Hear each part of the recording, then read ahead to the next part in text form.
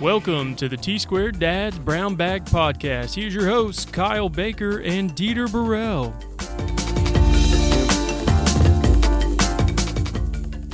Welcome back to our podcast, guys. And I got Megan Pope here with us. What's up, everyone? Hello, how are we?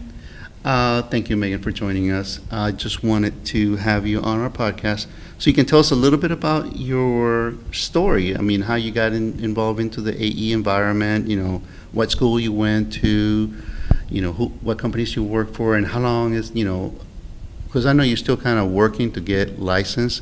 So what got you all the way down here to Pensacola, and just give us a little background of.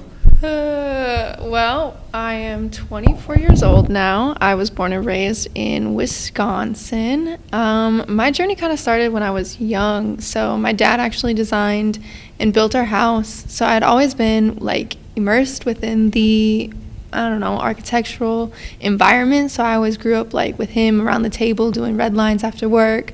And just always ask questions and stuff. And so when he built our house, my dad and my mom let me go kind of buck wild and pick out what I wanted to do in my room. And so that kind of started my whole interiors journey, because I was like, oh yeah, this is fun, paint, carpet, whatever. And then of course, as I got older, when I was 4 years old, that wasn't my thing anymore. It was my jam. So they let me redesign it all again, paint, furniture, etc.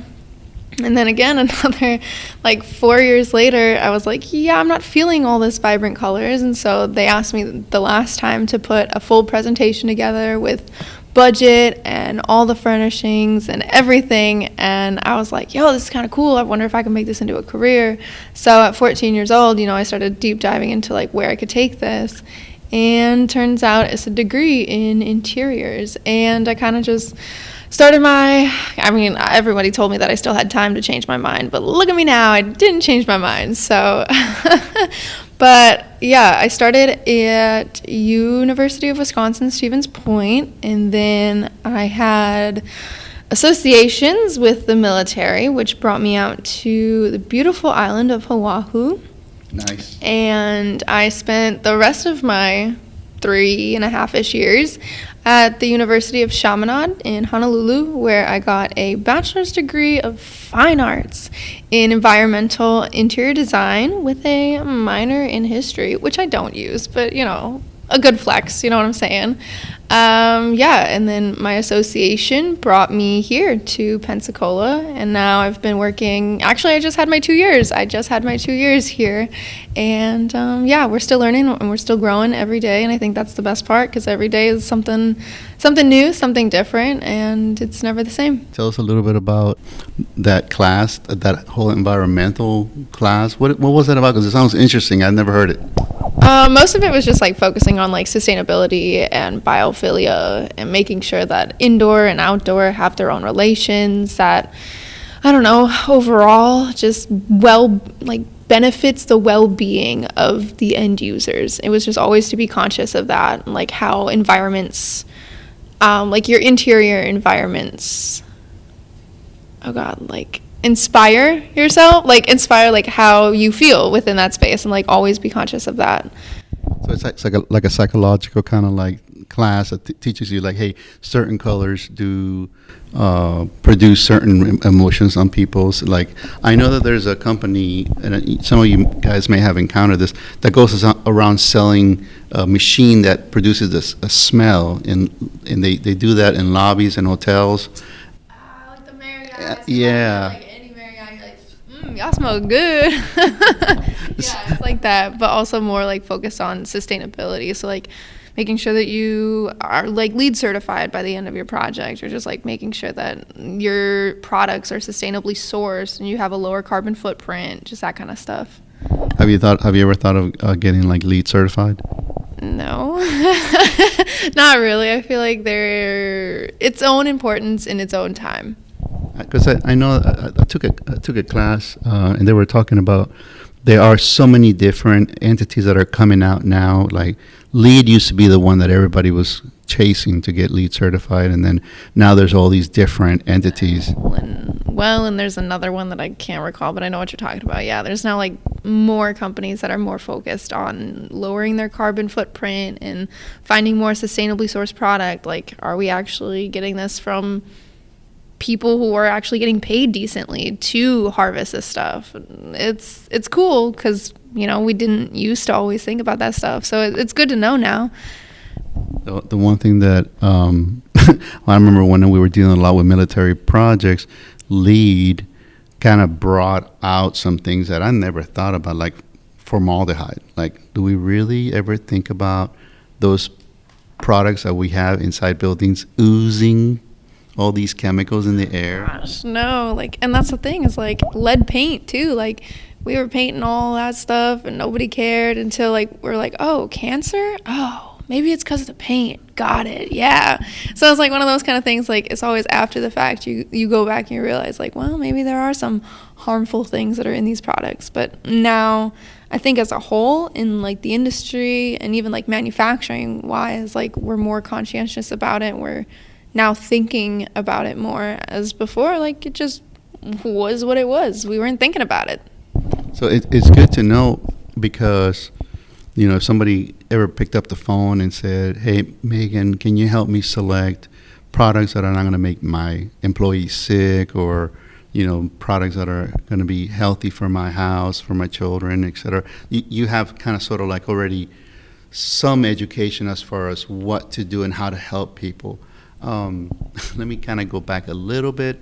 The school that you went to right when you came out of high school, you mentioned it. What kind of got you to think about, like, hey, I think I can kind of just keep pursuing this? What were there anybody that influenced you when it comes to, did they have a college football team? I mean, what else? No, it was just close for convenience, you know. I was close to home, and they had an interior architecture program, so it did focus more on the architectural side of things. So it's where I basically learned the basics of stuff, so the fundamentals of hand drafting and color theory and shapes and drawing in perspective. Like those basic kind of stuff was just like my first year. I didn't really get wholeheartedly into interiors until I got to Chaminade, and then that kind of all took off. But the crazy thing is like we were doing all these elaborate projects, and it was always super cool because, you know, we never had a budget. You never had to think about anything like that. So we were just going kind of crazy. And now I'm here and I'm like, I could never do any of the stuff that those projects came through. And I mean, interior, as we've all heard, like architectural school is like rough, right? Well, it's kind of the same thing, right? We camped out under tables late nights in the studio. You know, we all procrastinate, I'll be honest with you. But yeah, I did have one professor who like came in and did smash a project, and you know what? It built my skin a little thicker, but I think we've all had to go through that. And again, I didn't experience that my first year in Wisconsin, but I think that saved it for my senior years. So they made me get through all the programs just to shatter me a little bit before they dumped me off in the real world. But any one professor that you kind of felt like, man, I wish I never would have taken them?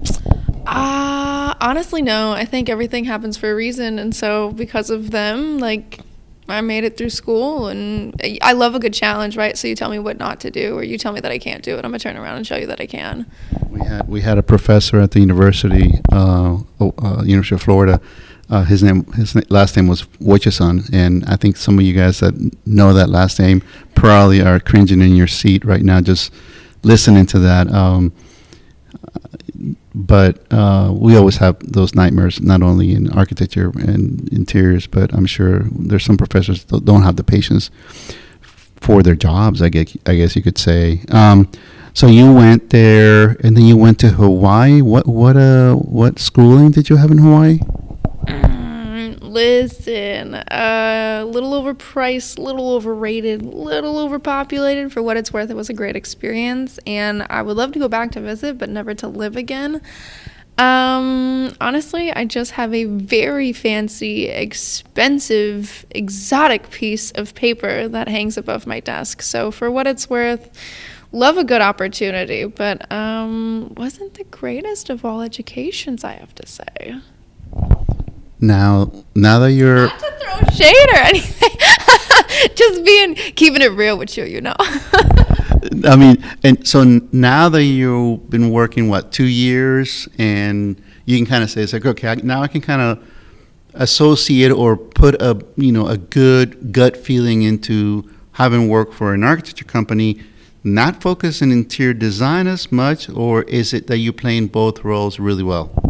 I think for me, I've always had an eye for the architecture side of things. Like growing up, my dad was a huge Frank Lloyd Wright fan, so I grew up reading books and all that jazz. So I've always been inclined to move towards the architectural side of things. And of course, if you can get into a firm that has an interiors department, it works a little bit easier, so you can double dip and dabble in both, which is basically what I've been doing, I guess. But more or less, it comes around as opportunity, timing wise. So for the most part, for the last 2 years, I'd say I've been doing a lot of architectural stuff, but I think architecture and interiors go really hand in hand because you can't have one without the other. I don't know, I guess I appreciate both for what they have and what they offer, but I appreciate them more when they can come together. I think everybody has the same question, especially when some people don't even know this, but when you go to a university, you have to find out if the university is accredited for whatever degree or license you're looking, let's say, for example, for architecture or interior design. I know that interior design, there is a requirement for an NCIDQ testing. Yeah, that's always the goal. I think more or less for me, it's just a pride thing to say that I could sit for the test and actually pass it because, at the end of the day, it's hard work to get accredited and get certification, but I'm actively seeking licensure. Just got to keep studying a little bit more. Now, I was told that, because I looked into trying to see if I can get an NCIDQ, this is certified or something, or whatever it is that it is, and you have to go to Atlanta to go take a test, a sit-down test, and it's 2 or 3 tests. I don't know how many tests there are. Yep, it's 3 tests. The PX, the FX, it's the FX first, and then a PX, and then the practicum is all-inclusive. But yeah, it's 3 tests, a lot of hours studying, and then you have to sit for it. So it's not like you can just, there might be testing sites now because COVID kind of changed all that, but from past experiences and from what I've told, it's better if you can actually sit down at a desk or a table, fill out the little bubbles. But from what we were told in school, sometimes there's not actually a right answer. Somebody correct me if I'm wrong or not. I haven't actually taken the test yet. But in school, they told us that sometimes there's not even a right answer. If I pick A and you pick B and then somebody else picks A, the right answer is just majority rules. So it's kind of just psyched me out also just a little bit. But I don't know how that actually works, and I don't know if that's actually true. But somebody drop it down in the comments below. That would be the YouTube channel upload. But if you're on Spotify, you can always email us or go to our Facebook account. Well, that's good to know. You're working your way to get licensed, and hold on while I die a little bit. Wow, I'm funny as hell. Yeah, we'll delete that coughing out of the recording. But so that's good. So for some people that are still in high school and they're planning and thinking, hey, I may be interested in going into interior design. I'm in Wisconsin, and I want to attend a school. Then now you guys know a little bit about where to go. And are you getting close to being able to be qualified to go take the test, or is it just study now?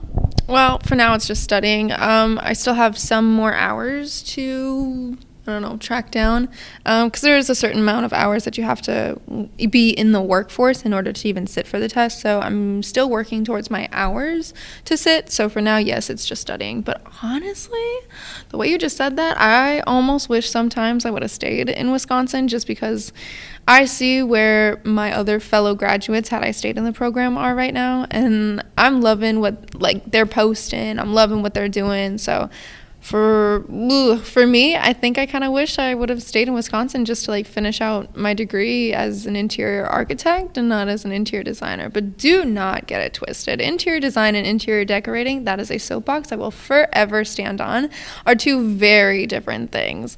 No, the second we got into the class and, professors asked like, oh, what got you into interior design? Half those students were like, oh my God, Joanna Gaines.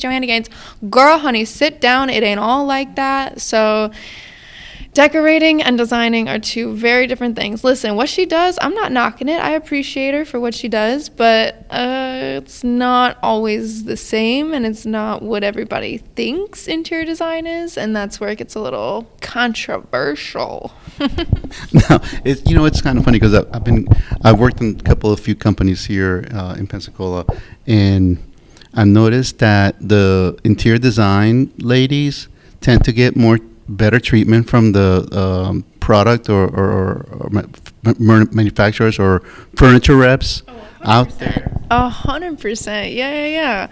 I think it's all about your relationships that you make too, right? So you sit down, you meet with those product reps, and you form that relationship, and you understand their product better the more that they show their face around the office. Like, hey, I got these new products. This is dropping soon. This features this. And I think to have those relationships are very important. But at the same time, it's like, oh man, I can't keep up with all this new stuff sometimes. I think okay, so you're working to get licensed, and you're here in Florida. Did you get to? Are you enjoying yourself here in Florida? Going to the beaches? Everybody from Wisconsin probably. Oh man, everybody lives in Florida. Goes to the beach every day. Must be awesome. Listen, I think it's kind of the same as like Hawaii. You live there. It's takes away from the vacation aspect. Yeah, you have close access to the beaches whenever you really feel like going, but this humidity lately, honey, little dying inside. But for what it's worth, yeah, it's kind of nice to have 72, 75 degree winters. Phew, forget about the snow. I'll stay here. I'll just complain about the humidity the whole time.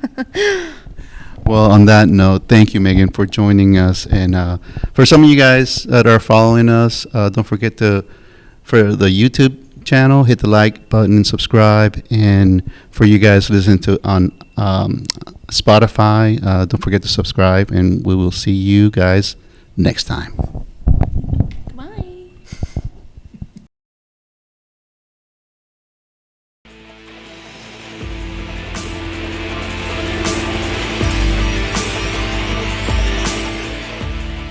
Thanks for listening to the T-Squared Dad's Brown Bag Podcast. Please subscribe on your favorite platform, and we will talk to you next time.